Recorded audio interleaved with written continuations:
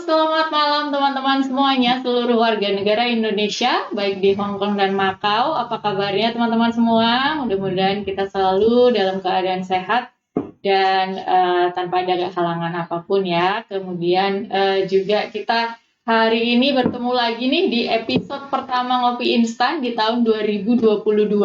Saya Ayusa Taningtyas dari KJRI Hong Kong akan menemani teman-teman semua di acara Ngopi Instan, ngobrol pintar, interaktif, dan spontan pada malam hari ini.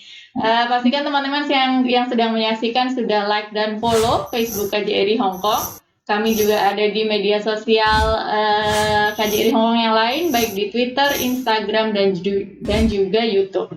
Pastikan teman-teman yang sedang menyaksikan sudah like dan follow juga kita di media-media sosial lain tersebut untuk mendapatkan info terkini, info terupdate yang pastinya berguna untuk kita semua warga negara Indonesia di Hong Kong dan Macau.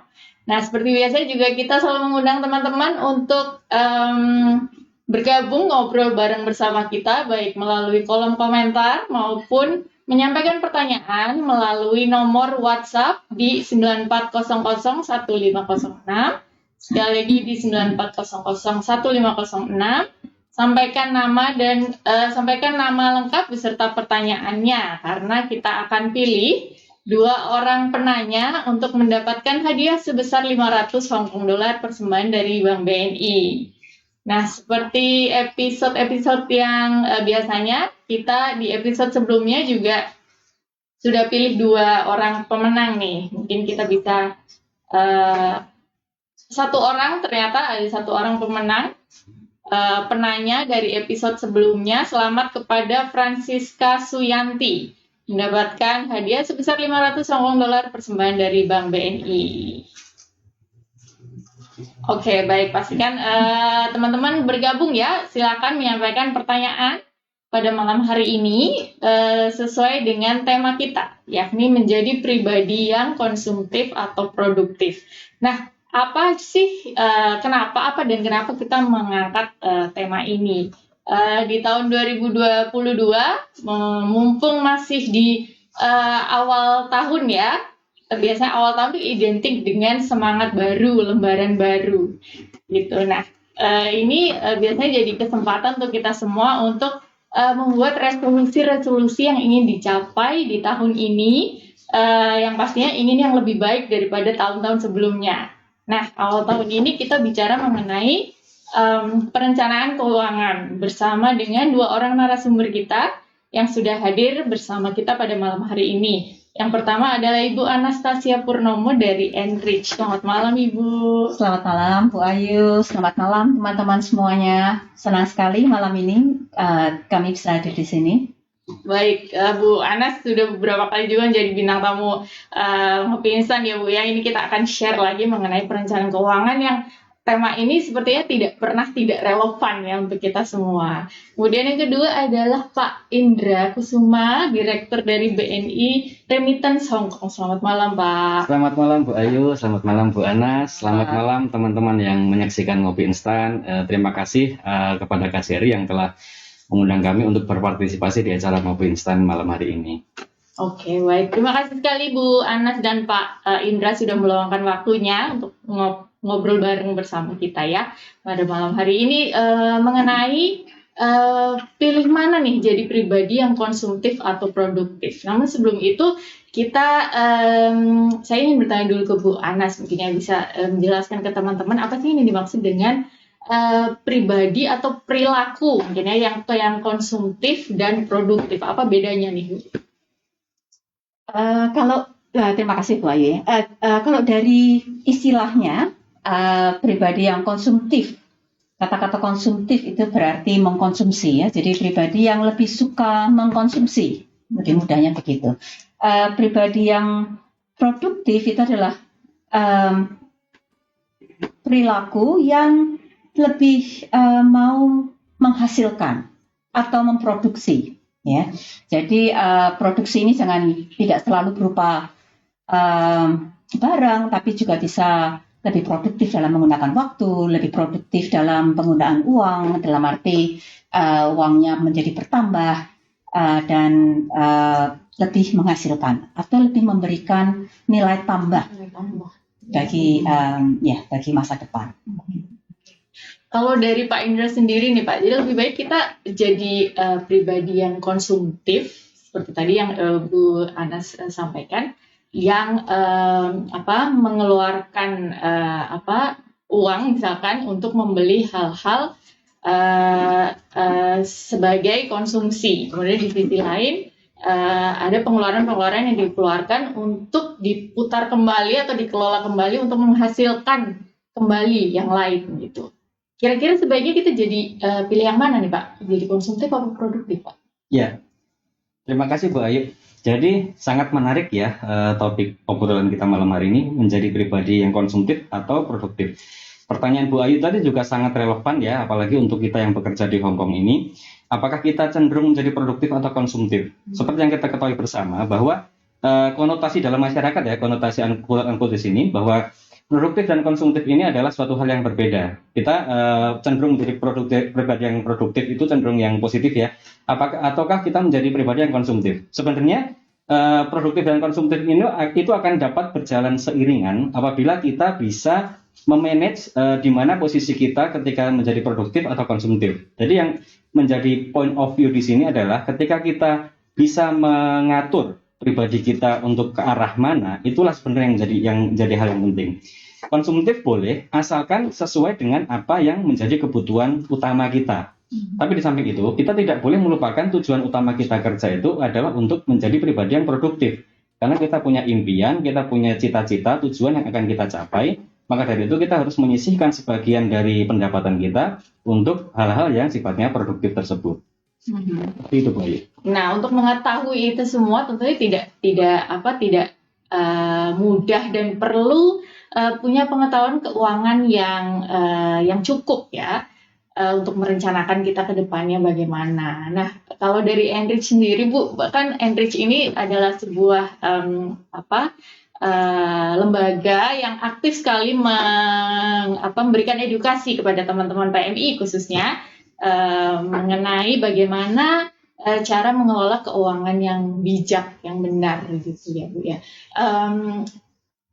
Ada tips yang bisa di-share ke teman-teman semua Bu, bagaimana mengelola keuangan kita agar mungkin tidak semata-mata produktif tapi juga produktif.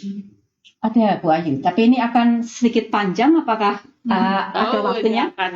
Baik, terima kasih. Apakah saya bisa dibantu untuk ditampilkan? Baik, ini akan merupakan suatu cerita ya teman-teman. Jadi baik, ini sekedar perkenalan singkat bagi teman-teman yang belum mengenal Enrich ya. Jadi Enrich adalah organisasi nirlaba atau non-profit yang memberikan pendidikan keuangan dan pemberdayaan diri. Enrich menawarkan 5 kelas utama, ya. 5 kelas ini terdiri dari 3 kelas pendidikan keuangan dan 2 kelas pemberdayaan diri. Untuk 3 kelas pendidikan keuangan ini, itu terdiri dari kelas mengelola uang dengan bijak, di mana kita akan belajar bagaimana kita bisa memprioritaskan hutang, kemudian kita akhirnya belajar untuk menabung. Kemudian ada kelas menambah tabungan. Di kelas menambah tabungan sesuai dengan namanya, kita belajar bagaimana kita bisa menambah jumlah tabungan kita melalui investasi, ya. Dan kelas keuangan yang ketiga adalah mendirikan usaha sendiri. Di kelas ini kita mempersiapkan diri untuk pulang ke Indonesia dengan cara belajar bagaimana atau langkah-langkah apa yang bisa kita ambil untuk bisa mendirikan usaha sendiri di Indonesia. Oke. Untuk kelas pemberdayaan diri itu terdiri dari 2 kelas. Kelas yang pertama adalah kelas berani berbicara. Di sini kita belajar bagaimana kita menjadi lebih percaya diri, kemudian kita belajar mengenai hak-hak kita, dan juga bagaimana kita dapat berkomunikasi secara lebih efektif. Untuk kelas pemberdayaan diri yang kedua adalah uang dan keluarga. Sesuai dengan namanya, di sini kita belajar bagaimana kita mengkomunikasikan masalah uang dengan keluarga supaya tidak terjadi kesalahpahaman. Nah, di samping 5 kelas utama tersebut ada bimbingan perorangan, jadi ini mentoring one on one. Dan juga kita ada kelas makan siang sambil belajar yang secara rutin diadakan dan topiknya bisa beraneka ragam. Ya, saat ini juga sedang ada kelas makan siang sambil belajar, seri keuangan, seri financial digital. Baik. Ini saya hanya sekedar ingin men-sharingkan fakta, ya, men-sharingkan fakta pekerja migran yang ada di Hong Kong. Jadi, apakah Anda tahu bahwa dari sekian banyak pekerja migran, hanya 6-7% pekerja migran yang pulang ke negara asal itu memiliki uang cukup. Ya, berarti artinya apa? Sisanya mereka harus kembali merantau untuk mencukupi kebutuhan keluarga lagi. Kemudian fakta yang kedua adalah hanya 18% dari pekerja migran itu mempunyai rekening bank. Ini alasannya mungkin bisa beraneka ragam, ya. Entah karena mungkin seluruh uangnya dikirimkan ke Indonesia, atau sudah tidak ada uang yang tersisa, atau mungkin tidak suka atau tidak kurang tahu bagaimana cara menyimpan uang di bank dan lain sebagainya. Jadi hanya 18% yang memiliki rekening bank. Kemudian yang lebih memprihatinkan adalah 83% dari pekerja migran itu mempunyai hutang. Dan dari hasil riset ini juga ternyata kebanyakan dari pekerja migran itu juga sudah memiliki hutang sejak sebelum keberangkatan ke Hong Kong. Ya, jadi ini survei ini diselenggarakan oleh firm Frost and Sullivan. Oke. Setelah fakta tadi, ya, saya ingin menunjukkan di sini idealnya. Ya, sebenarnya idealnya itu seperti apa sih perjalanan keuangan PMI itu? Idealnya adalah pada saat PMI itu tiba di Hong Kong, inginnya bekerja di Hong Kong, dan kemudian bisa kembali ke tanah air dengan sudah memiliki keterampilan untuk atau sudah menabung cukup, ya, untuk memulai usaha atau untuk bekerja di sektor lain di Indonesia tanpa perlu pergi merantau lagi. Itu idealnya, oke? Jadi kalau kita mau melihat, ya, pada waktu sebelum berangkat, teman-teman pekerja migran itu memiliki tujuan, impian, rencana, ya, itu sudah pasti, ya, makanya pergi sampai memutuskan datang ke Hong Kong. Tetapi ternyata pada saat tiba di Hong Kong, apa yang terjadi? Ternyata di Hong Kong ini banyak sekali godaannya, ya, banyak godaan, banyak tantangannya, ya. Orang sangat mudah tergoda untuk menjadi konsumtif pada saat ada di Hong Kong. Selain itu juga mungkin teman-teman jauh dari keluarga, tidak mengetahui keadaan di Indonesia secara pasti, ya, dan seringkali mendapatkan permintaan dari keluarga di Indonesia, sanak saudara atau bahkan mungkin tetangga di Indonesia yang mengatakan saya butuh uang. Sehingga akhirnya karena semua tantangan ini itu tujuannya menjadi seolah terlupakan. Ya, tidak menjadi pokok pemikiran lagi, tapi sudah terpinggirkan, begitu, ya. Jadi sekarang pertanyaannya adalah bagaimana kita itu dapat tetap fokus ke tujuan kita. Sebelum kita berangkat ke Hong Kong, kita punya tujuannya kan, bagaimana kita bisa fokus supaya tujuan kita itu tercapai. Oke. Nah, untuk mencapai tujuan itu yang paling dasar itu dibutuhkan adalah dasar atau keterampilan untuk mengelola keuangan. Oke, di sini saya rumuskan hanya 4 langkah, ya, 4 langkah untuk bisa mengelola keuangan dengan optimal. Yang pertama adalah teman-teman perlu menentukan dan memprioritaskan tujuan yang ingin dicapai. Saya tidak tahu berapa banyak dari teman-teman yang saat ini bisa dengan mudah mengatakan apa tujuan datang ke Hong Kong. Ya, tujuan ini itu perlu beberapa kriteria. Jadi tujuan ini harus yang pertama spesifik, nggak bisa ngawang-ngawang gitu, harus spesifik. Kemudian tujuan ini juga harus realistis, teman-teman. Jadi realistis artinya pasti bisa dicapai. Oke. Dan yang ketiga harus bisa diukur. Oke. Jadi tentukan tujuan Anda apa. Saya tahu pasti nggak mungkin hanya satu atau dua, mungkin ada cukup banyak. Nah, dari sekian banyak tujuan ini, prioritaskan apa yang ingin dicapai. Oke. Langkah yang kedua adalah dengan merencanakan. Jadi setelah memiliki tujuan, oke, kemudian Anda bisa menabung untuk tujuan itu, maka Anda harus merencanakan pengeluaran Anda. Nah, pengeluaran ini didapatkan dari rumus gaji dikurangi tabungan. Oke. Nah, setelah langkah kedua, langkah ketiga adalah membuat anggaran dan mencatat pengeluaran, dan kemudian kita melakukan evaluasi dan merevisinya jika diperlukan. Ini secara singkat aja ya, saya ingin memberikan suatu contoh di sini. Jadi tadi yang langkah pertama menentukan dan memprioritaskan tujuan ya. Jadi kalau seandainya Anda sudah memprioritaskan tujuan kalian, gitu ya. Ini di sini contohnya saya ambil memprioritaskan 4 tujuan. Yang pertama adalah dana darurat, itu sangat penting ya. Dana darurat ini sangat penting. Jadi ingin menabung dana darurat sebesar 6.000 dalam 2 tahun. Dalam satu kontrak itu maksudnya dalam 2 tahun. Maka dalam setiap bulannya uang yang perlu Anda tabung itu adalah $250. Itu didapat dari 6.000 dibagi 24. Ya, dalam 2 tahun ada 24 bulan. Oke. Kemudian katakanlah tujuan yang kedua itu liburan ke Indonesia. Maka kalau misalnya targetnya untuk liburan ke Indonesia ini saya perlu 10.800 Hong Kong dolar dan saya ingin mencapai itu dalam 2 tahun, maka uang yang perlu saya tabung adalah $450 per bulan.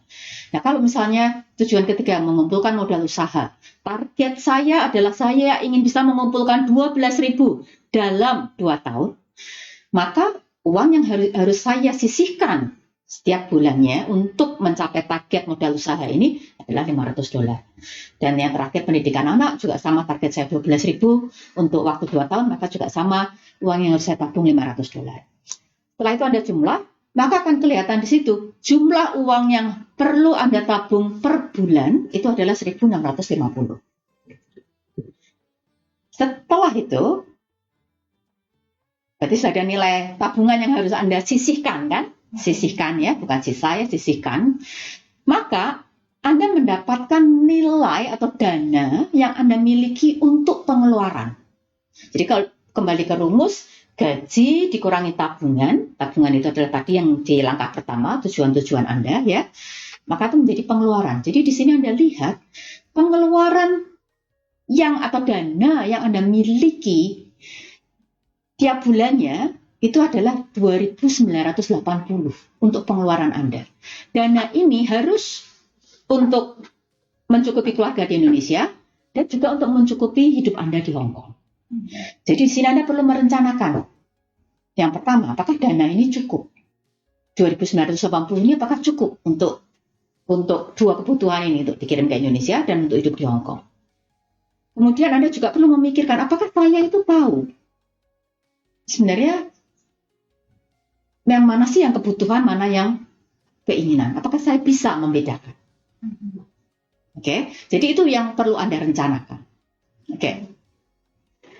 Nah, setelah Anda bisa membuat rencana itu, Anda tahu mana kebutuhan Anda, mana keinginan Anda mulai membuat anggaran. Oke, dari uang yang atau dana yang tersisa tadi 2.980. Jadi di sini Anda bisa membuat anggaran. Oke, buat anggarannya dengan pos-posnya. Jadi ini pos-posnya hanya contoh ya teman-teman, ini hanya contoh. Jadi Anda punya pos misalnya untuk kirim uang, makan, transport, kartu telepon, untuk amal ya, donasi di sini amal. Itu anggarannya berapa supaya uang 2.980 tadi cukup. Ya. Setelah Anda membuat anggaran, tentu akhirnya Anda akan sungguhan membelanjakan uangnya, ya kan? Nah, pada saat Anda membelanjakan uangnya, Anda perlu melakukan pencatatan. Karena itulah adalah aktualnya. Aktual itu sesungguhnya, ya. Jadi kalau Anda sudah menganggarkan makan adalah $500, apakah sungguh Anda itu hanya mengeluarkan $500? Ataukah kurang, ataukah lebih? Itu adalah aktualnya. Kemudian Anda catat perbedaannya. Nah, di sini saya hanya mau menunjukkan bahwa Anda bisa melakukannya secara manual, tulis di kertas, ya, atau tulis secara manual di handphone Anda, atau Anda bisa juga menggunakan kalau mau gampang ya menggunakan aplikasi dari Enrich. Kita ada aplikasi Enrich Planner, yaitu Anda bisa tinggal unduh di Google Play. Enrich Planner ini adalah aplikasi yang dengan mudah membantu Anda untuk mengelola keuangan Anda. Ya, jadi nanti silakan diunduh untuk Anda bisa cek untuk lihat. Kemudian yang langkah yang terakhir tapi tidak kalah penting adalah mengevaluasi dan merevisi. Apakah ada selisih antara aktual dan anggaran? Jika terjadi defisit, apa sih sebabnya kenapa terjadi defisit? Ya, apakah jumlah yang perlu Anda tabung itu terlalu besar misalnya? Atau tiba-tiba apakah ada kebutuhan mendadak, atau Anda tidak bisa membedakan kebutuhan atau keinginan. Jadi Anda perhatikan kenapa. Juga perhatikan emosi Anda. Karena emosi dan uang itu hubungannya sangat-sangat erat. Kemudian, ini yang perlu juga saya sampaikan, bahwa dalam melakukan semua prioritas, dalam membuat anggaran, itu Anda perlu bekerja sama dan berkomunikasi dengan keluarga Anda di Indonesia. Karena apa? Karena Anda datang kemari karena keluarga di Indonesia. Jadi tujuan Anda itu harus disupport, harus didukung oleh keluarga di Indonesia juga. Jadi jangan lupa untuk mengkomunikasikan prioritas dan anggaran Anda dengan keluarga. Oke, jadi itu adalah 4 langkah itu. Nah, sekarang pertanyaannya, ya itu kan tadi adalah bagaimana mengelola keuangan Anda. Pertanyaannya yang masuk ke tadi pertanyaan dari Bu Ayu. Apakah dengan memiliki keterampilan mengelola keuangan ini saja itu sudah cukup untuk menjadi produktif? Ya, jawabannya sayang sekali belum, gitu ya. Jadi ini memang merupakan dasar. Mengelola uang adalah fondasi utama kita bisa menjadi produktif. Jadi tanpa bisa mengelola keuangan, kita tidak bisa menjadi produktif. Tetapi untuk sungguh menjadi produktif, boleh tolong. Untuk sungguh menjadi produktif, ada banyak hal lain yang perlu kita kerjakan juga, ya. Jadi kalau teman-teman lihat di sini, untuk menjadi pribadi yang lebih produktif di Enrich, kita mengajak teman-teman untuk mampu juga berkomunikasi dengan keluarga di Indonesia. Seperti tadi yang sudah saya katakan sebelumnya. Untuk bersama-sama mencapai tujuan. Oke. Kemudian teman-teman juga perlu mengetahui hak-hak dan juga percaya diri untuk menyampaikan apa yang teman-teman pikirkan, untuk berani bisa menyampaikan atau mewujudkan ide-ide teman-teman. Ya. Kemudian hal lain yang bisa menjadikan kita untuk lebih produktif adalah bahwa kita mempersiapkan diri kita, membekali diri kita dengan semua keterampilan yang diperlukan untuk bisa kembali ke Indonesia, ya, dan berkumpul bersama keluarga kita tanpa khawatir bahwa kita harus kembali pergi merantau lagi. Oke. Dan kemudian tentunya produktivitas itu akan bisa ditunjukkan kalau kita itu bisa mengembangkan nilai tabungan kita. Bagaimana caranya? Dengan berinvestasi. Dan itu semua kalau kita bisa kerjakan secara sinergi, ya, di mana ini akan kita di Enrich kita memang kita mengadakan pelatihan-pelatihan untuk mendorong teman-teman menjadi produktif, maka kita akan yakin dan percaya bahwa kita akhirnya akan bisa menjadi pribadi-pribadi yang lebih produktif. Mungkin begitu, baik. Baik, terima kasih Bu Anas. Wah, cukup lengkap sekali presentasi dari Bu Anas tadi, lengkap juga dengan contoh ya. Tadi contoh yang mungkin bisa langsung dicontek sama teman-teman ya Bu ya. Tadi sudah ada tujuan-tujuan yang kayaknya relevan ya untuk teman-teman PMI untuk langsung bisa dicontek, langsung bisa diterapkan gitu. Terus tadi juga disampaikan juga ada selain bisa mencatat manual, juga bisa memakai aplikasi dari Enrich ya, bisa langsung di-download, mungkin bisa langsung masukin gitu ya Bu ya. Nah, ini infrastrukturnya sudah ada nih, sekaligus juga tadi sudah diberikan contoh yang bisa langsung diterapkan gitu.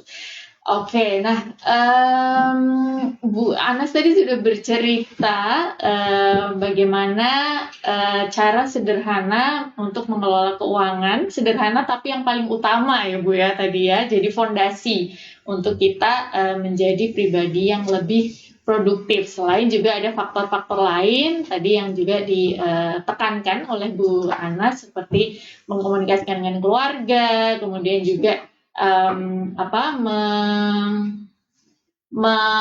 memilih produk-produk ataupun strategi-strategi finansial untuk menggulirkan lagi nih penghasilan yang sudah kita tabung ini bisa menjadi lebih menghasilkan lewat investasi dan juga tadi yang sudah disampaikan. Oke, tapi kadang ya saya pengalaman pribadi juga nih Bu, sudah paham nih, sudah aware saya harus mengelola keuangan, harus membudget gitu kan, menganggarkan segini untuk untuk pengeluaran, segini untuk ditabung. Tapi kadang tuh ada sale tiba-tiba di sana, terus dilihat Instagram ada iklan gitu kan, aduh kayaknya kok saya pengen ya.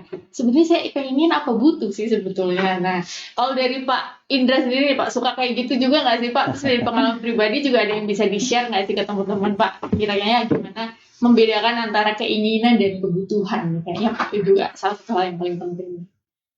Silakan Pak. Ya, ya apa namanya? Memang tadi yang disampaikan oleh Bu Ayu itu sangat relevan dan itu memang manusiawi ya. Apakah kita itu ketika tergoda dengan sale, apalagi di Hong Kong ini banyak sekali ya program-program sale, ada Thankful Week dan sebagainya. Kemudian di Instagram sekarang juga rame ada jualan online. Nah itu menggoda kita untuk membeli dan cenderung kita akan berubah menjadi pribadi yang konsumtif. Nah mungkin untuk sedikit saya mau bercerita, mau sharing juga kepada teman-teman yang menyaksikan Ngopi Instan ini, mungkin kita bisa lihat dari slide yang akan ditampilkan ya. Saya di sini mengambil tema make your own future. Maksudnya apa sih? Kita yang menentukan masa depan kita adalah kita sendiri, bukan orang lain. Apakah kita mau menjadi produktif atau konsumtif, itu juga tergantung dari kita sendiri, pribadi kita mau menjadi pribadi yang mana. Mungkin langsung saja kita ke slide berikutnya ya. Nah ini yang disampaikan Bu Ayu tadi. Ini kegundahan yang disampaikan Bu Ayu tadi sama seperti yang hampir semua pernah merasakan. Pastinya, saya pun juga kadang merasakan hal yang sama ketika dihadapkan dengan dua pilihan ini. Apakah kita mau produktif atau konsumtif di saat kita dihadapkan dengan situasi yang seperti itu. Dan kebetulan mungkin karena teman-teman bekerja di Hong Kong, di sini kan ada sedikit tambahan kemampuan ya, untuk kemampuan secara finansial untuk membeli sesuatu.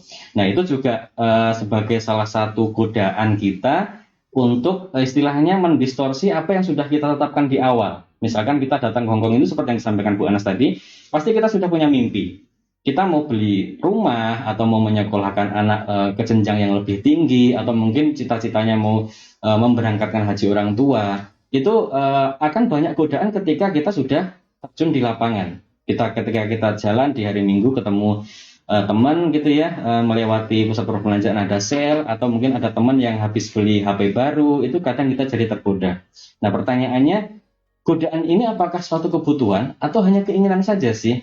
Misalkan kita mau belanja sesuatu, taruhlah di barang yang sama, itu kita bisa dilihat dari dua hal yang berbeda. Misalkan taruhlah kita mau beli handphone baru.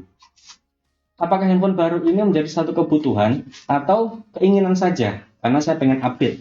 Atau memang saya benar-benar butuh handphone baru untuk mengganti handphone saya yang sudah rusak, karena mungkin dengan handphone saya rusak, saya sulit dihubungi oleh majikan atau oleh teman atau oleh keluarga. Nah itu jadi hal yang berbeda. Sama-sama kita beli handphone, ini bisa menjadi sesuatu yang sifatnya produktif, bisa menjadi sesuatu yang sifatnya konsumtif. Nah itulah yang harus kita tetapkan, apakah kita menjadi pribadi yang seperti apa. Seperti itu ya. Kemudian di slide berikutnya juga dapat kita lihat ya, ini ibarat kata adalah sebuah perjalanan. Jadi ya hidup ini bisa kita ibaratkan sebagai sebuah perjalanan ya.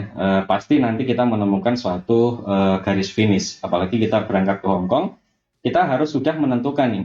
Saya harus ke Hong Kong, saya punya mimpi misalkan untuk memberangkatkan haji orang tua atau membeli rumah. Nah kita harus targetkan di situ ada garis finishnya, kapan saya harus berhenti? Apakah saya harus berhenti di kontrak pertama atau kontrak kedua? Tergantung apakah nanti apa yang saya cita-citakan itu sudah tercapai. Nah, kemudian di tengah-tengah perjalanan itu pasti ada godaan-godaan. Nah, godaan-godaan itu kita ibaratkan dengan apabila kita naik motor, kita harus melihat spion.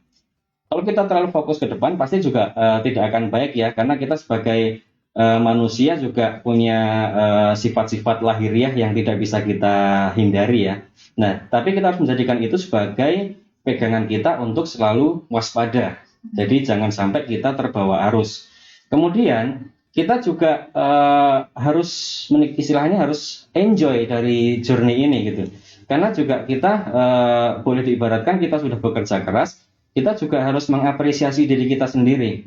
Kita untuk menghilangkan stres di pekerjaan atau mungkin untuk lebih memotivasi kita lebih giat lagi, kita juga harus mempunyai sesuatu yang sifatnya istilahnya dapat memberikan apresiasi terhadap diri sendiri. Tapi juga itu harus kita batasi dengan kemampuan kita. Jangan sampai apa yang menjadi apresiasi buat diri kita sendiri itu melebihi apa yang sudah kita tetapkan di awal. Seperti itu. Nah, caranya seperti apa? Mungkin di slide berikutnya dapat kita lihat nanti ada timbangan antara kebutuhan atau keinginan. Di situ harus seimbang. Karena tadi yang seperti saya sampaikan ya, ketika kita sudah bekerja keras, kita harus mempunyai sesuatu yang sifatnya dapat mengapresiasi diri kita supaya kita juga bisa dibilang tidak stres gitu ya, karena kita sudah kerja keras, jauh dari keluarga, mungkin kalau sudah berkeluarga jauh dari anak, jauh dari suami, itu adalah hal yang berat. Maka dari itu kita harus menyeimbangkannya dengan sesuatu yang pas sesuai porsinya. Nah, kemudian caranya adalah kita harus mengalokasikan nih apa yang sudah kita menjadi income kita, apa yang sudah kita dapatkan itu harus kita alokasikan sesuai dengan apa yang menjadi kebutuhan kita. Di sini saya bagi menjadi 3 ya. Yang pertama adalah needs atau kebutuhan, yang kedua keinginan, yang ketiga saving. Nah, di sini mungkin dari gaji yang kita dapat, di sini sengaja saya tidak kasih persentasenya ya, karena setiap orang itu pasti berbeda-beda tingkat kebutuhan maupun kebutuhan untuk memenuhi kebutuhan yang mendesak atau yang untuk keinginan atau untuk savingnya. Tapi at least ini harus sudah kita tetapkan di awal dan kita harus konsisten. Dan seperti yang tadi sebelumnya ya, kita harus membedakan juga mana yang menjadi needs, mana yang menjadi kebutuhan. Setelah itu kita alokasikan dan kita harus istilahnya kita harus konsisten, jangan sampai semangat itu hanya muncul di awal saja, nanti di tengah-tengah sudah buyar. Nah, itu sifat yang manusiawi, tapi kita harus memaksakan diri untuk menjadi sesuatu yang lebih baik. Itu kita harus memaksakan diri. Kalau kita tidak memaksa diri kita pasti akan terlena dengan godaan-godaan yang datang kepada kita. Nah, kemudian untuk saving sendiri, kebetulan saya dari perbankan ya, kita juga aktif melakukan edukasi literasi keuangan kepada teman-teman PMI di sini.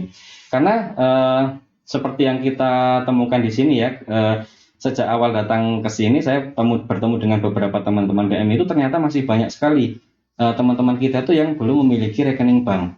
Tadi valid ya dengan survei yang dilakukan Enrich itu hanya sekitar 18% ya Bu Anas ya yang memiliki rekening bank ya. Nah, kebanyakan teman-teman ini menyimpan uang itu dalam bentuk cash.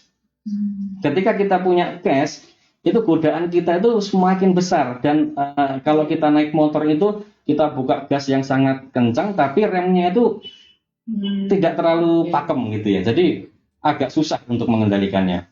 Maka dari itu usahakan uang itu sebenarnya kita simpan di bank. Nah, kita fasilitasi teman-teman untuk kita edukasi juga untuk membuka rekening dan teman-teman itu mengelola uangnya sendiri. Sebelumnya ternyata teman-teman itu menyimpan uang cash atau uang itu seluruhnya dikirim ke Indonesia kepada saudara, suami atau orang tua gitu ya. Tapi teman-teman ini tidak punya kontrol sendiri atas uang yang mereka dapatkan gitu ya. Jadi untuk mengalokasikan pun juga agak susah dan ketika uang itu berada di luar kontrol kita juga akan susah membatasi pengeluaran yang ada dari uang itu.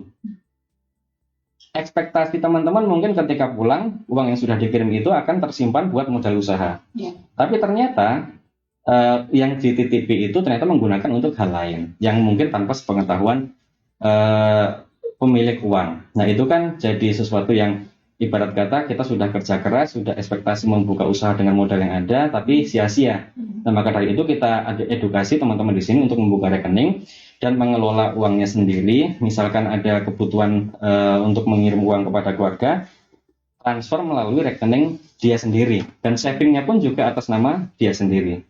Nah kita juga selalu mengedukasi teman-teman ini untuk belajar berwirausaha. Kita juga di sini aktif ya memberikan edukasi kepada rekan-rekan PMI di sini untuk meningkatkan kapasitasnya untuk supaya menjadi bekal ketika pulang ke Indonesia memiliki keahlian. Nah, dan di sini juga sudah ada nih Ibu Ayu ya. Jadi ada beberapa teman-teman PMI ini yang sudah pulang, sudah pernah kita bekali dengan kewirausahaan, dan ketika pulang ke Indonesia pun kita juga support beliau.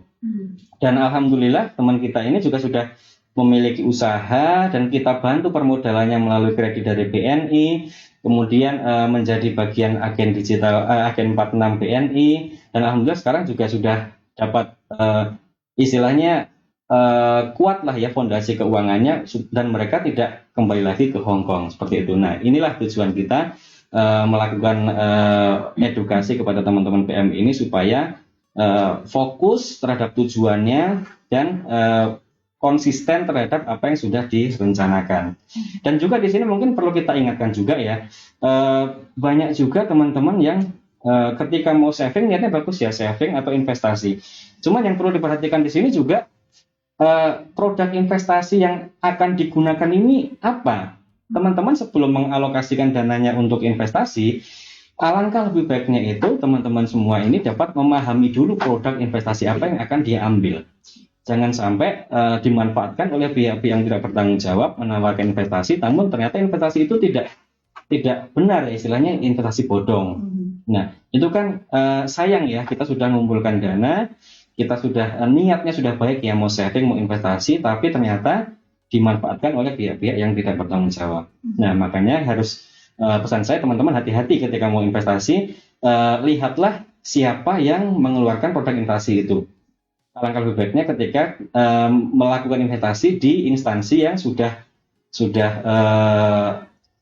dikenal ya, sudah dikenal baik dan memang sudah memiliki reputasi yang bagus. Jadi teman-teman juga nyaman investasi di sana, gitu. Dan juga iming-iming penipuan dan segala macam itu juga teman-teman harap waspada, karena instansi manapun ketika memberikan hadiah itu tidak mungkin menarik uang terlebih dahulu dari pemenangnya. Ya. Nah itu kebanyakan jadi isu juga ya di Hong Kong, dan harapan kami sih teman-teman lebih waspada.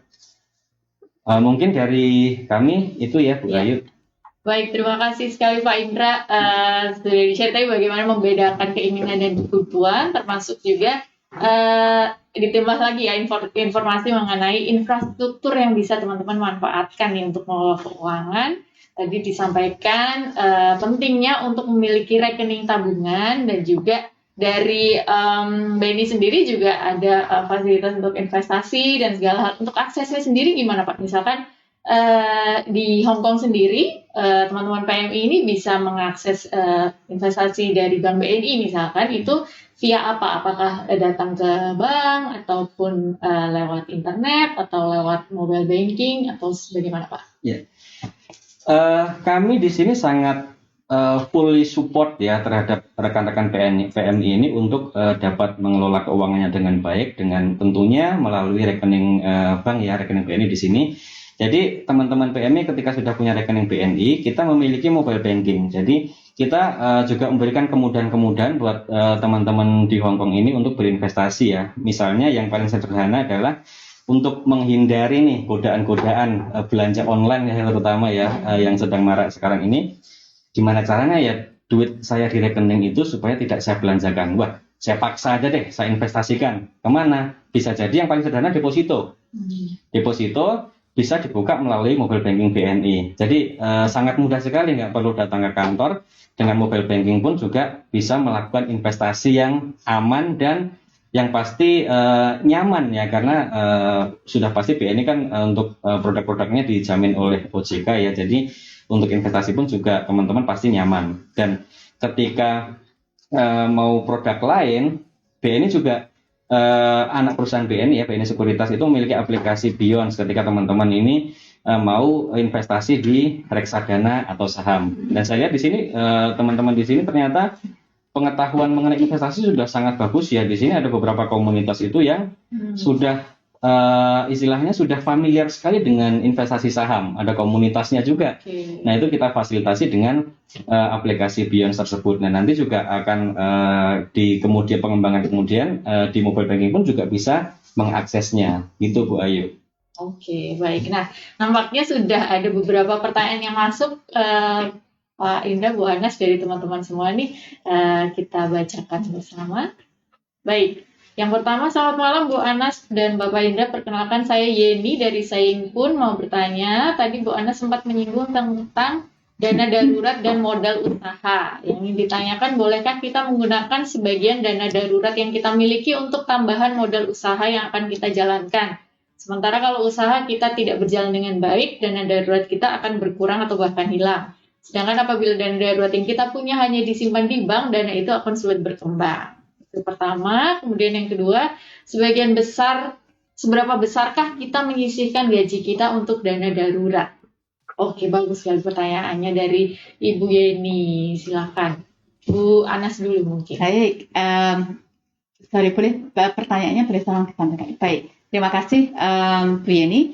Jadi atas pertanyaannya ya. Jadi di sini kan ada 2 pertanyaan, tapi mungkin saya jawab dulu pertanyaan kedua, itu paling to the point ya. Jadi berapa besar dana darurat sebaiknya? Ini ada berbagai jawaban rumus ya, tetapi secara umum tadi juga sudah disinggung oleh Pak Indra juga, tapi di Enrich kita juga merekomendasikan sekitar 3 sampai 6 bulan pengeluaran Anda. Ya, jadi dana darurat itu sebaiknya adalah sebesar 3 sampai 6 bulan pengeluaran Anda per bulan. Ya, 3 sampai 6 kali pengeluaran Anda per bulan. Oke. Dana darurat ini sebaiknya disimpan khusus hanya sebagai dana darurat. Karena kita kan tidak pernah tahu kapan darurat itu terjadi. Ya. Jadi mengapa kok kita sampai mengalokasikan dana darurat secara khusus? Karena memang fungsinya pada saat terjadi emergency. Oke. Jadi kalau tadi pertanyaannya Bu Yeni tadi yang pertama adalah kalau bagaimana kok kita memakai dana darurat tersebut untuk modal usaha, maka sebaiknya jangan. Sebaiknya untuk modal usaha memang dikumpulkan atau disisihkan khusus untuk modal usaha. Jadi kalau tadi untuk dana darurat kita jelas targetnya 3 sampai 6 kali pengeluaran per bulan. Ya kan? Berarti kan itu targetnya jelas. Untuk modal usaha juga perlu dihitung secara lebih akurat juga. Apa bisnis yang mau dilakukan, kira-kira berapa modal awal yang diperlukan untuk memulai bisnis tersebut. Itu perlu dihitung dan kemudian ditargetkan. Mau dikumpulkan dalam tempo berapa lama. Oke. Nah, setelah dihitung maka kita jadi tahu berapa banyak yang harus disisihkan per bulan supaya target modal usaha tersebut dapat dicapai. Ya, jadi memang sebaiknya dipisah antara dana darurat dan dana untuk memulai usaha. Mudah-mudahan menjawab. Baik, terima kasih Bu Anas. Ngomong dana darurat ini ibaratnya seperti jaring pengaman gitu ya. Betul Dana sekali. darurat tuh Betul kalau sekali. ketika amit-amit kita jatuh gitu tuh jatuhnya jangan tidak terlalu sakit gitu ya. Karena ada pengamannya gitu. Betul. Jadi memang harapannya jaring itu akan tetap ada kapanpun karena kita tidak tahu kapan keadaan emergensi itu bisa terjadi sewaktu-waktu gitu ya. Satu hal lagi Bu Ayu, kalau saya boleh menambahkan, tadi juga Bu Yuni tadi kalau nggak salah bertanya, karena dana darurat itu berarti akan kayak diam begitu saja, sebagai tidak bisa diapa-apakan gitu kan. Sebenarnya memang betul kita dana darurat ini likuiditasnya perlu tetap tinggi. Artinya kita perlu bisa mengakses dana darurat ini sewaktu-waktu. Ya, jadi sebaiknya memang jangan menginvestasikan dana darurat misalnya untuk membeli saham atau obligasi atau semacam itu.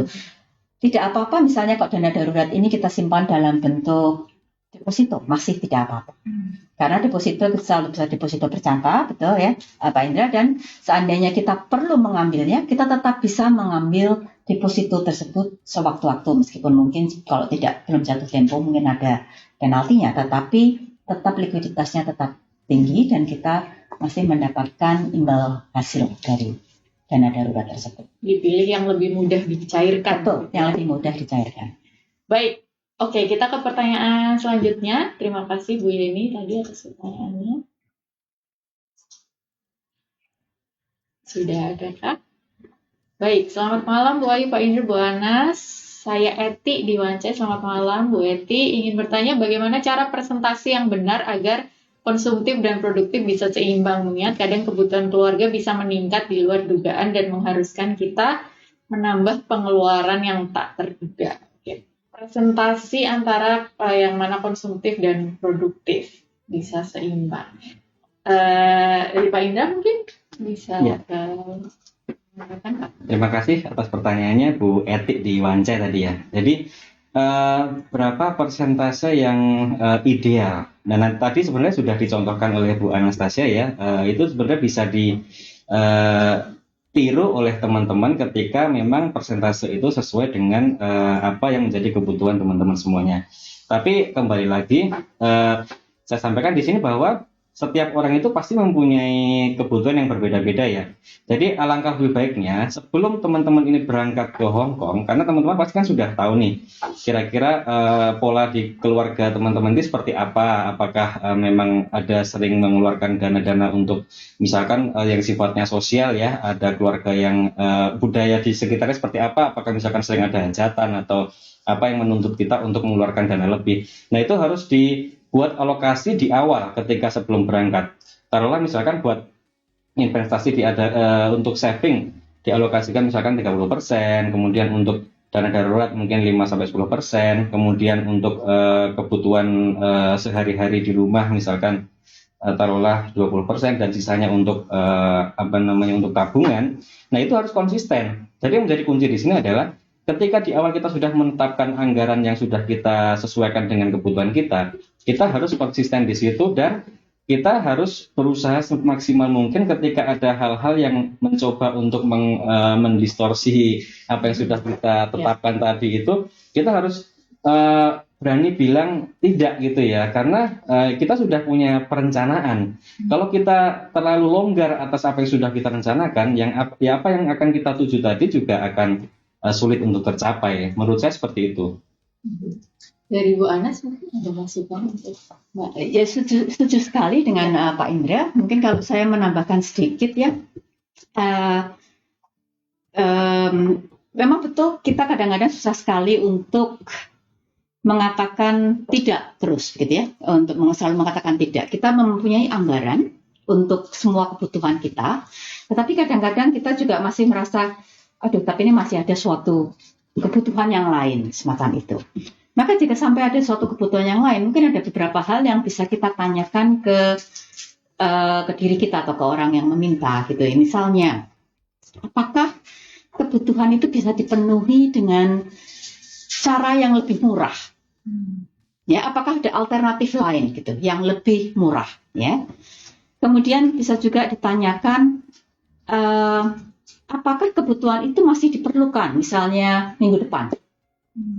Atau bulan depan, atau 3 bulan lagi, atau mungkin 6 bulan lagi.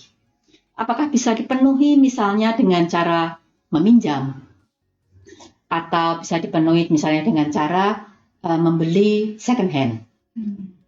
Ya, karena kita tidak harus selalu pada saat kita mengatakan mengkonsumsi, kita tidak harus selalu mengkonsumsi barang, membeli barang baru gitu katakanlah. Ya, jadi itu beberapa hal yang mungkin menurut saya bisa kita tanyakan juga. Baik, terima kasih Bu Anas. Oke, kita lanjut ke pertanyaan berikutnya.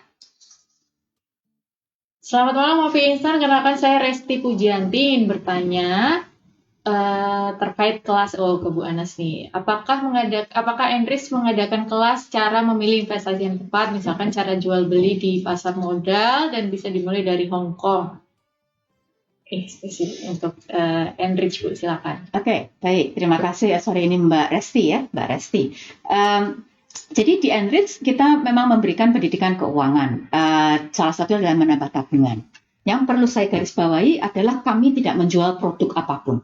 Ya, jadi Enrich tidak menjual produk apapun. Jadi kami juga tidak akan merekomendasikan produk apapun. Atau bahkan kalau misalnya ini tadi membicarakan saham, kami tidak akan merekomendasikan beli saham ABC begitu.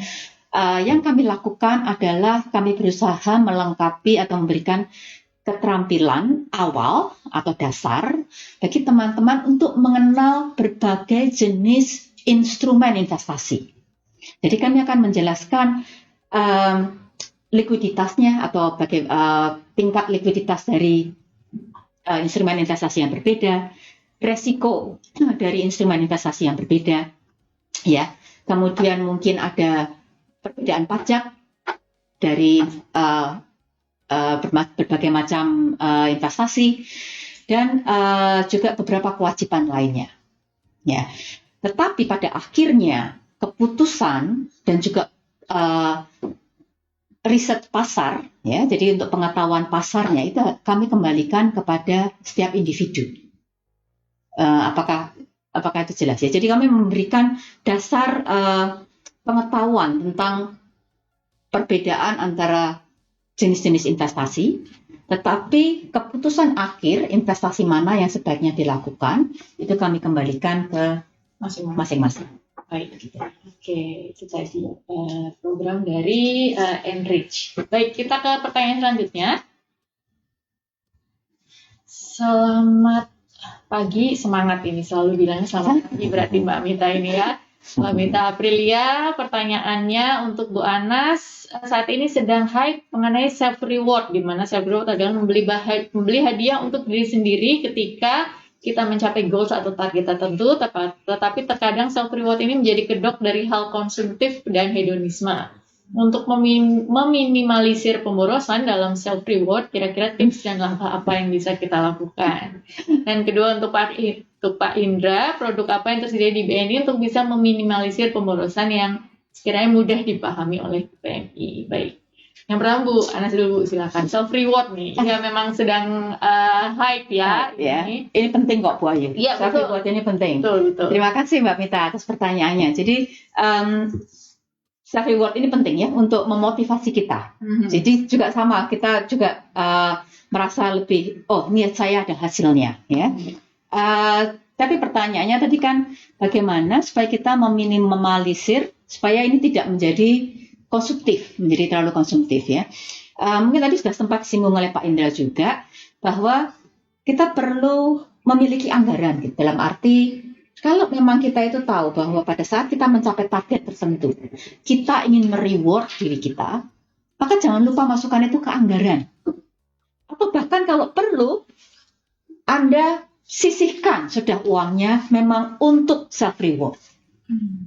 Ya, jadi tadi ingat kita kan punya tujuan. Di awal saya mengatakan kita harus punya tujuan kan, tujuan kita mencari uang itu apa gitu sebenarnya. Ya, nah kalau self reward itu adalah sesuatu yang memang bisa terus menyemangati kita, maka sisihkan dana untuk self reward. Jadi Anda sendiri yang menentukan seberapa besar dana tersebut, dan kemudian pada saat yang memang Anda nantikan ini saatnya saya mereward diri saya, pakai dana tersebut, jangan melebihi. Dan yang terpenting jangan berhutang untuk self reward. Mungkin itu ya, tadi soal self reward jangan berlebihan ya, ini begitu. Sesuai anggaran sesuai yang dia. Baik. Oke, selanjutnya tadi yang pertanyaan kedua Pak, ada program dari BNI untuk meminimalisir pemborosan. Oke, terima kasih pertanyaannya dari Bu Mita ya. Cuman sebelum menjawab ini, saya sangat tertarik ya dengan penjelasan Bu Anas tadi. Self reward itu memang penting ya Bu ya. Penting. Dan saya pun juga merasakan hal yang sama. Yang penting di sini yang perlu kita garis bawahi adalah kita harus menyesuaikan dengan tingkat anggaran yang sudah kita tetapkan gitu Bu Anas ya. Oke, pertanyaan berikutnya dari Mbak Mita tadi terkait produk apa sih di BNI yang bisa membantu ya buat teman-teman PMI yang mudah dipahami untuk meminimalisir pemborosan. Jadi seperti yang tadi saya sampaikan ya, bahwa kita mengedukasi teman-teman ini untuk buka rekening. Jadi uangnya jangan disimpan cash, karena uang cash itu akan godaannya akan semakin besar. Tapi ketika uang itu kita masukkan ke rekening, ya walaupun godaan-godaan ada, tapi akan sedikit mengurangi godaan itu dan kita akan cenderung lebih aman. Nah, ketika teman-teman sudah memasukkan uangnya ke rekening, nah di situ pasti juga ada godaan lagi tuh ya, belanja online dan sebagainya itu kan juga mudah sekali sekarang ditemui. Nah, untuk menghindari pemborosan itu kita harus memaksa diri kita untuk istilahnya membatasi pengeluaran kita. Caranya apa? Misalkan hal yang paling sederhana, di mobile banking kita sudah tersedia fitur untuk investasi di deposito. Kita menaruh uang kita di deposito melalui mobile banking, jadi memindahkan dari rekening tabungan ke rekening deposito supaya kita tidak bisa dengan mudah menggunakan uang kita untuk hal yang sifatnya konsumtif. Jadi hal yang paling sederhana itu, kita bisa simpan uang kita dalam bentuk deposito melalui mobile banking. Kemudian kalau teman-teman sudah punya pengetahuan lebih tentang dunia pasar modal, dunia reksadana, saham, teman-teman mungkin bisa mengenhance investasinya dari deposito ke produk-produk investasi yang dari pasar modal tadi, baik itu saham maupun reksadana. Jadi di sini kami juga mengencourage teman-teman ya supaya mengelola keuangannya dengan baik dan menggunakan aplikasi-aplikasi yang sifatnya itu sudah aman dan memang peruntukannya sudah jelas. Jadi investasi yang paling sederhana bisa digunakan adalah deposito, dan kemudian apabila teman-teman punya keahlian tentang pasar modal bisa investasi di reksadana atau saham tadi, seperti itu. Oke, baik. Mulai terjawab ya, terjawab. Sudah dijelaskan secara jelas tadi oleh Bu Anas dan Pak Indra. Oke, baik. Kita next ke pertanyaan selanjutnya. Selamat malam Bu Ayu, Bu Anas, Pak Indra. Nama saya Shirley dari Mongkok. Mau bertanya bagaimana kalau investasi di bidang pendidikan dan bagaimana peluangnya di tanah air nanti? Oke, memang investasi macam-macam bentuknya ya, dan peruntukannya biasanya juga bidang-bidangnya bermacam-macam. Salah satu di bidang pendidikan. Ini menanyakan bagaimana peluangnya. Mungkin dari Bu Anas ada pandangan soal ini? Ini sebenarnya saya kurang jelas Bu Ayu. Apakah maksudnya investasi di bidang pendidikan untuk diri sendiri? Maksudnya berinvestasi di diri sendiri dengan cara menambah keterampilan, belajar lebih banyak, atau maksudnya sungguh-sungguh maksudnya berinvestasi membeli? Ya, bisa diartikan dua hal mungkin ya. Ada produk investasi yang memang dia bergerak di bisnis pendidikan ya, gitu, atau maksudnya berinvestasi untuk diri sendiri. Karena kalau berinvestasi di diri sendiri malah menurut saya itu investasi yang paling utama. Ya. Itu mulainya dari situ, bahwa kita berinvestasi di diri sendiri, kita belajar lebih banyak, memiliki keterampilan lebih banyak, sehingga pada akhirnya kita akan pasti jauh lebih produktif pada saat kita berinvestasi di diri sendiri. Tapi kalau mengenai investasi di sektor pendidikan, ini kita harus kembali ke pasar gitu ya, tergantung pasarnya dan tergantung produknya juga. Jadi ini sesuatu yang saya tidak bisa menjawab. Oke, itu poin yang penting sekali Bu. Tadi pendidikan itu juga investasi. Sangat ya. Jadi itu investasi ke diri sendiri, dan bahkan kita juga bisa di keluarga kita, karena kita men-sharingkan apa yang sudah kita pelajari dengan keluarga kita. Dan itu semua merupakan investasi yang tidak bernilai. Yes, betul. Rasanya tidak pernah ada ruginya gitu ya. Investasi di pendidikan, sepakat Bu. Setuju sekali. Oke, baik. Kita ke pertanyaan yang berikutnya. Selamat malam Ibu, nama saya Fatmawati. Tadi saya melihat kalau dana darurat itu lebih baik jangan dipakai, tapi apabila usaha kita punya usaha dan usaha itu mengalami penurunan, bagaimana cara mengatasinya? Sedangkan dana darurat itu kita jaga jangan sampai terpakai. Oke, silakan. Mungkin kalau pandangan Pak Indra gimana nih? Iya. Kalau punya dana darurat tapi usahanya butuh bantuan. Iya. Terima kasih pertanyaannya Bu Fatmawati. Pertanyaan yang sangat bagus ya. Jadi ketika kita sudah mulai untuk berwirausaha, mulai memutuskan untuk wirausaha, itu pasti di dunia wirausaha itu pasti ada kalanya ketika kita naik turunnya itu memang suatu hal yang wajar ya di bidang wirausaha itu. Yang terpenting di sini adalah bagaimana kita menyikapi kondisi bisnis kita yang sedang naik atau sedang turun tersebut. Kalau menurut hemat saya, ketika kita sudah memiliki bisnis, kita sebisa mungkin dana darurat itu jangan kita campur adukan dengan modal usaha kita. Karena apa? Dana darurat itu peruntukannya adalah untuk sesuatu yang sifatnya urgent atau mendesak sekali dan itu harus benar-benar keluar. Misalnya ada saudara kita yang membutuhkannya untuk pengobatan, atau misalkan ada saudara kita yang mengalami kecelakaan dan sedangkan dia butuh dana untuk perawatan di rumah sakit, itu sifatnya urgent. Nah itu kalau itu boleh digunakan dana darurat. Tapi kalau untuk usaha itu sebenarnya masih ada beberapa cara ya Bu Ayu ya. Jadi untuk usaha itu ketika ada naik turun usaha atau misalkan ada kebutuhan tambahan modal buat usaha, alangkah lebih baiknya ketika kalau misalkan teman-teman ini menghubungi perbankan untuk mengajukan kredit usahanya. Jadi seperti itu. Jadi sebenarnya tidak ada yang salah dengan kredit ya, karena mungkin beberapa teman-teman itu yang masih awam menganggap utang itu adalah sesuatu hal yang negatif. Tapi menurut saya, asalkan kita gunakan pinjaman itu di sesuatu yang sifatnya produktif, itu sah-sah saja. Karena di sini bank itu ketika memberikan kredit itu pasti akan membantu untuk cash flow usahanya. Jadi supaya usahanya tetap berjalan tanpa mengganggu keuangan pribadi dari si pemilik usaha tersebut. Nah, sekali lagi yang saya sampaikan di sini bahwa dana darurat itu sebisa mungkin jangan digunakan untuk hal-hal selain yang sifatnya itu mendesak sekali. Seperti itu. Oke, baik. Saya boleh tambahkan sedikit? Boleh, silakan Ibu. Ya, hanya menambahkan sedikit saja. Jadi untuk dalam usaha, saya sepakat sekali dengan Pak Indra tadi mengatakan bahwa dana darurat jangan dicampur adukan dengan modal usaha. Dana darurat memang harus disimpan hanya sebagai dana darurat. Untuk mengatur keuangan dalam bisnis, ini pada prinsipnya adalah mirip dengan mengatur keuangan pribadi. Dalam arti begini, tadi yang sudah saya paparkan tadi dalam presentasi di awal, ada langkah-langkah untuk mengatur keuangan pribadi. Ya, langkah-langkah itu merupakan langkah dasar. Tapi langkah ini selalu sama, perlu kita terapkan di keluarga pada saat kita mengatur keuangan keluarga, dan akhirnya juga perlu kita terapkan pada saat kita mengatur keuangan bisnis kita. Ya, jadi pada saat kita menjalankan bisnis, ada banyak sekali langkah tambahan sebenarnya di luar itu, karena bisnis jauh lebih besar ya daripada keuangan kita pribadi, tetapi dasarnya sama. Bagaimana kita melihat atau apa yang harus kita lakukan jika usaha kita menurun misalnya.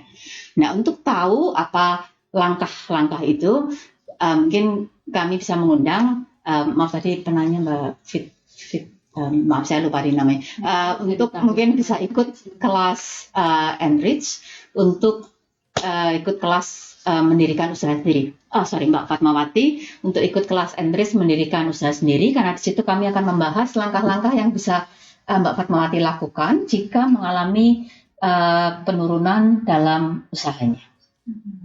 Oke, baik. Terima kasih banyak. Oke, nampaknya masih ada satu lagi pertanyaan. Oke, pertanyaan terakhir nih untuk ngobrolin sama malam hari ini.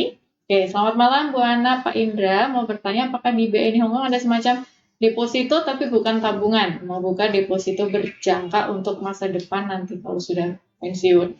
Ya, ini spesifik bertanya ke Pak Indra soal deposito berjangka. Mungkin bisa di-share Pak informasinya. Ya. Terima kasih pertanyaannya, tadi nggak ada namanya ya. Buat yang bertanya tadi ya, Ibu yang bertanya, terima kasih atas pertanyaannya. Jadi dapat kami sampaikan di sini ya, bahwa di sini BNI, saya sampaikan lagi, kita full support teman-teman PMI di Hong Kong ini untuk mengelola keuangannya dengan beberapa fasilitas yang kita miliki. Salah satunya adalah produk deposito kita bisa membantu teman-teman untuk melakukan pembukaan rekening deposito sebagai salah satu instrumen investasi teman-teman supaya dapat menyimpan dananya dengan aman dan tidak tergoda untuk berbelanja. Dan di sini untuk di Hong Kong ya, pembukaan deposito bisa dilakukan melalui mobile banking BNI. Jadi kalau teman-teman sudah punya rekening BNI dan sudah punya mobile banking, buka deposito tidak perlu datang ke kantor kami. Jadi bisa langsung menggunakan mobile banking kapanpun, dimanapun, bahkan sedang di rumah, sedang santai, sedang liburan sama teman-teman, bisa melakukan pembukaan rekening deposito melalui mobile banking tersebut. Seperti itu. Oke, baik. Terima kasih Pak Indra sudah menjawab pertanyaan dari yang terakhir tadi. Ya sayang sekali belum ada namanya ya. Oke, tapi tadi sempat sebelum pertanyaan yang terakhir ada soal disinggung mengenai hutang nih. Kayaknya ini juga isu yang penting juga ya, tidak kalah penting sebenarnya selain dari hal mengenai konsumtif dan produktif, tapi juga ada hutang yang ternyata tidak selamanya itu hutang itu menjadi hal yang konsumtif tapi juga produktif. Tadi juga bisa digunakan untuk keperluan bisnis yang artinya itu untuk menambah modal ataupun untuk tadi mengatasi problem gitu ketika suatu usaha memang membutuhkan suntikan dana gitu. Bu Anas sebenarnya ada informasi mengenai hutang ya Bu ya yang bisa di-share ke teman-teman juga nih Bu. Silakan Bu sebelum kita tutup nih. Baik, mungkin ini saya tadi ada menyiapkan sedikit slide, mungkin lebih gampang kelihatan poinnya.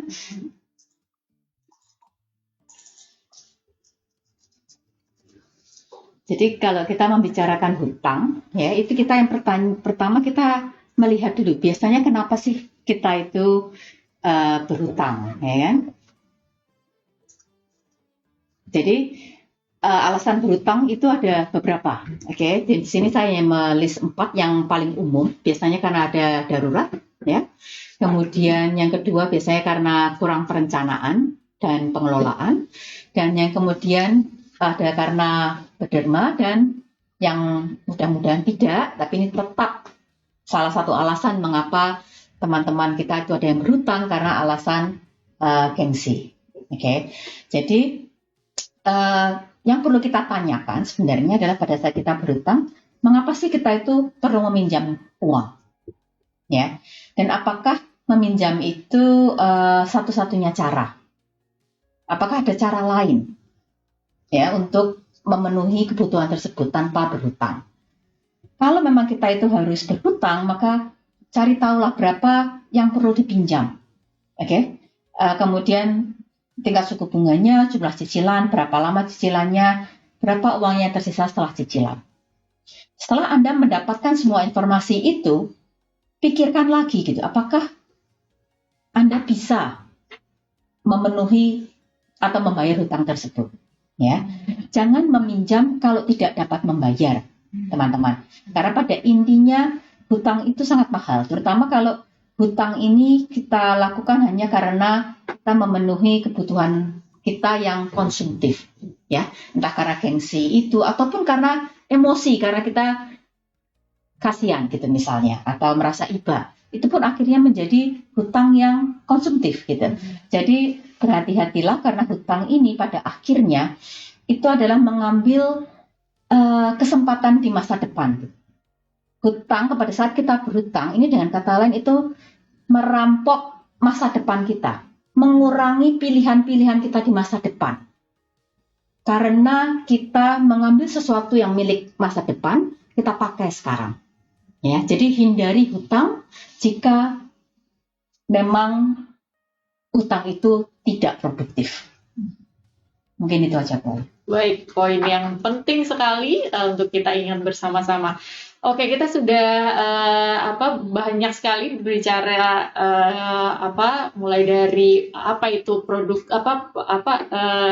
perilaku konsumtif ataupun produktif sampai juga cara mengelola keuangan yang praktikal tadi disampaikan oleh Bu Anas, juga program-program atau kegiatan yang teman-teman bisa ikuti baik di Enrich atau juga di BNI yang sudah disampaikan oleh narasumber pada malam hari ini. Sungguh mencerahkan pastinya untuk teman-teman semua, Bu dan Pak Indra. Mungkin sebelum kita tutup ada pesan terakhir, mungkin satu kalimat untuk menutup perjumpaan kita pada malam hari ini ke teman-teman semua, apa nih terkait menjadi pribadi yang konsumtif atau produktif dan juga bagaimana bijak secara finansial. Silakan. Ini dari Pak Indra dulu. Ya, satu pesan dari kami ya, seperti yang kita bahas sebelumnya tadi. Yang pertama adalah kita harus selalu ingat pada tujuan kita kenapa kita ke Hong Kong. Yang kedua, kita harus bijak dalam mengelola keuangan kita. Yang ketiga, kita harus konsisten dan selalu waspada terhadap semua yang terjadi di sekitar kita, termasuk ancaman-ancaman penipuan dan segala macam. Kita harus tetap waspada dan kita harus tahu dengan siapa kita harus berhubungan ketika kita memiliki masalah. Jadi kita juga harus berhati-hati terhadap media sosial ya. Jangan sampai kita curhat masalah pribadi, masalah finansial kita ke media sosial, karena itu akan menjadi bahan bagi pihak-pihak yang tidak bertanggung jawab untuk memanfaatkan kondisi kita tersebut dan yang akhirnya akan merugikan kita sendiri.